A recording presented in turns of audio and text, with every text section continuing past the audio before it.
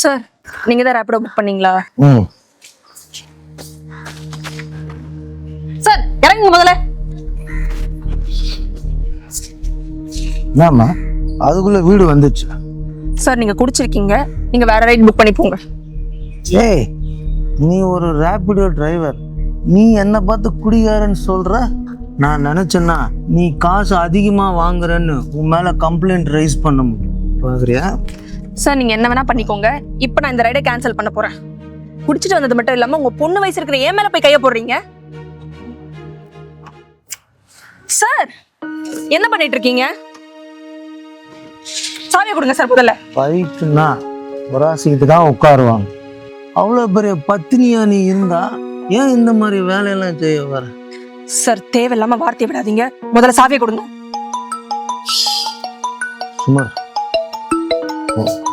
Hello, யாரு? அப்பா அப்பா, என்னமாச்சு? ஏமா அழுவுற? வேலை முடிஞ்சு வீட்டுக்கு வர ஆட்டோ புக் பண்ணியிருந்தேன்ப்பா. வந்த ஆட்டோ டிரைவர் குடிச்சிருந்தாருப்பா. அவர் கூட வரதுக்கு எனக்கு பயமா இருக்குன்ட்டு ரைடை கேன்சல் பண்ணிட்டேன்ப்பா. அதுக்கு என்ன அவர் தப்பா பேசினாருப்பா. எனக்கு ரொம்ப பயமா இருக்குப்பா. எங்க இருக்கன்னு சொல்லுமா. கிண்டி ஸ்டேஷன்ல இருக்கேன்ப்பா. கிண்டியா? எப்படி போகணும் எங்க வரணும்னு எனக்கு தெரியலையே. சீக்கிரம் வாங்கப்பா, பயமா இருக்குப்பா. வா, இருமா, நானே வரமா. அங்கே இருமா, அங்கே இருமா, நானே வந்துடுமா. அங்கே இருமா, நானே வரமா, நானே வரமா. அங்கே இருமா.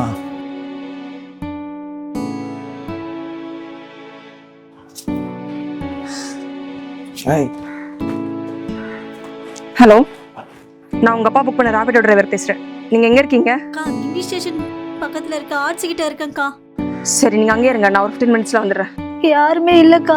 பயப்படாதீங்கம்மா, நான் வந்துடுறேன். அக்கா கொஞ்சம் சீக்கிரமா வாங்கக்கா, ரொம்ப பயமா இருக்குக்கா.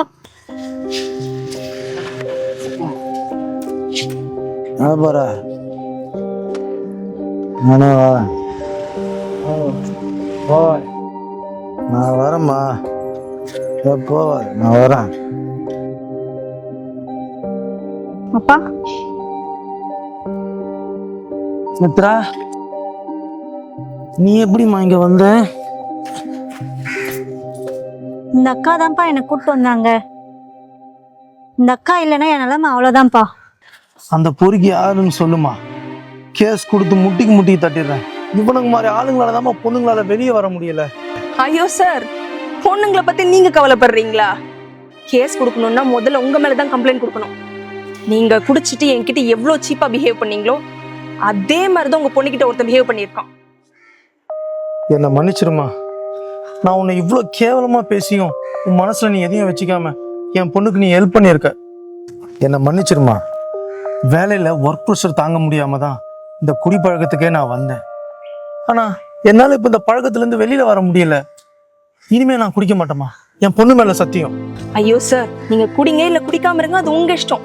ஆனா குடிச்சிட்டு பப்ளிக் நியூசன்ஸ்ன்ற பேர்ல எங்களை மாதிரி ஆளுங்களை டிஸ்டர்ப் பண்ணாதீங்க. அட்லீஸ்ட் உங்க கூட இருக்கிறவங்களுக்காகவாது இந்த குடிப்பழக்கத்தை கொஞ்சம் குறைச்சிக்கோங்க. அக்கா ஒரு நிமிஷம்க்கா. என்னங்கக்கா காசு?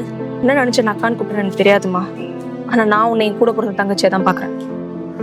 உங்க இடத்துல வேற யாரு இருந்திருந்தாலும் நான் கண்டிப்பா உங்களுக்கு ஹெல்ப் பண்ணிருப்பேன்.